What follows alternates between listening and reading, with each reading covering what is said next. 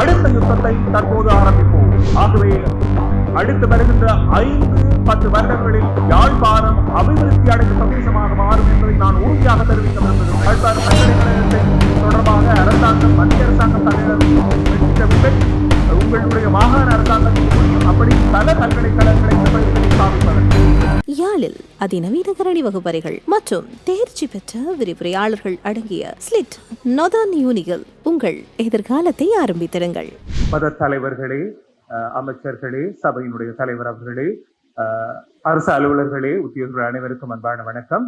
இது இந்த பிரதேசத்தினுடைய இலங்கையில் முதலாவது சுத்திகரிப்பு நிலையமாக ஸ்தாபிக்கப்பட்டிருக்கிறது. இந்த திட்டத்தை எமக்கு மக்கள் மயப்படுத்துவதற்கு வாய்ப்பு கொடுத்த பிரதேசத்தினுடைய மக்களுக்கு நான் நன்றிகளை தெரிவிக்க விரும்புகின்றேன்.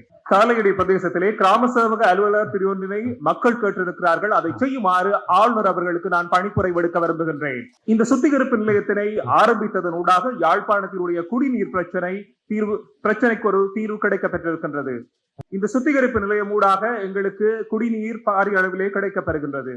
பழவியாறு நீர்த்தேக்கத்தையும் நாங்கள் எதிர்காலத்திலே ஆரம்பிக்கவிருக்கின்றோம். அதனூடாக பூநகரி பிரதேசத்திற்கும் நீர் கிடைக்கப்பெறும். இந்த சுத்திகரிப்பு நிலையம் ரிவர்போ ஜப்னா என்கிற திட்டமும் நடைமுறைப்படுத்தப்படுகின்ற போது யாழ்ப்பாணத்திலே நீர் பிரச்சனை இருக்காது என்று நான் முழுமையாக நம்புகின்றேன். வடமராட்சி பகுதி இன்று போல் அல்ல, ஒரு செழிப்பான பிரதேசமாக மாறும் என்பதை நான் உறுதியாக தெரிவிக்க விரும்புகின்றேன். அதே போல் ஞாபகத்தில் வைத்துக் கொள்ள வேண்டும், இந்த நீருக்கு நாங்கள் கட்டணம் செலுத்த வேண்டி இருக்கிறது.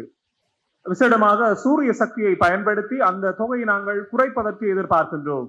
ட்ரிப் இரிகேஷனை இந்த பிரதேசத்துக்கு கொண்டு வந்து திறன் விவசாயத்தை அல்லது ஸ்மார்ட் அக்ரிகல்ச்சரை இந்த பிரதேசத்திலே அறிமுகப்படுத்துவது என்னுடைய நோக்கமாக இருக்கின்றது.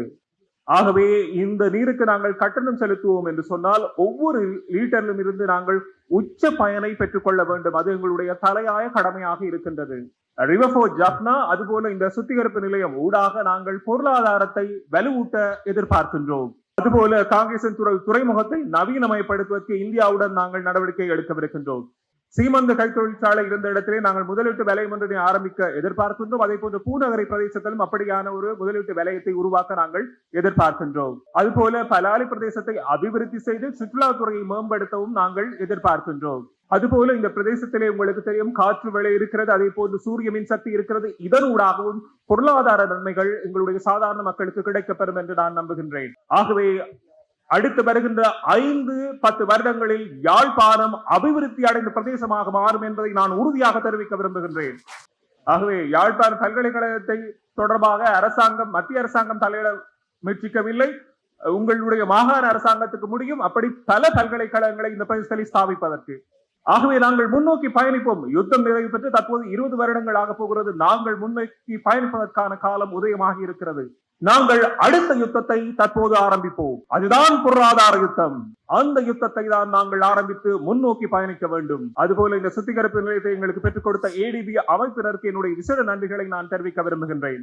உண்மையிலேயே நாங்கள் வங்குரோத்து நிலை அடைந்த போதும் இவர்கள் எப்படியாவது எங்களுக்கு உதவி இந்த திட்டத்தை நிறைவேற்ற எங்களுக்கு பெரும் பங்களிப்பினை வழங்கி இருக்கிறார்கள். உத்தியோக கடன் கொடுத்தவர்கள் மற்றும் சீனாவினுடைய வங்கியுடன் நாங்கள் உடன்படிக்கையை கைச்சாத்திட்டு இருக்கின்றோம். அதே போல இறைமை மிகு முறிகளை கொள்வனவு செய்தவர்களுடன் நாங்கள் இணக்கப்பாட்டுக்கு வந்திருக்கின்றோம். அதுபோல கடன் கொடுத்தவர்களுடன் நாங்கள் இணக்கப்பாட்டினை ஏற்படுத்தி கொண்டிருக்கின்றபடியினால் அவர்கள் எங்களுக்கு உதவிகளை செய்ய தயாராக இருக்கின்றார்கள்.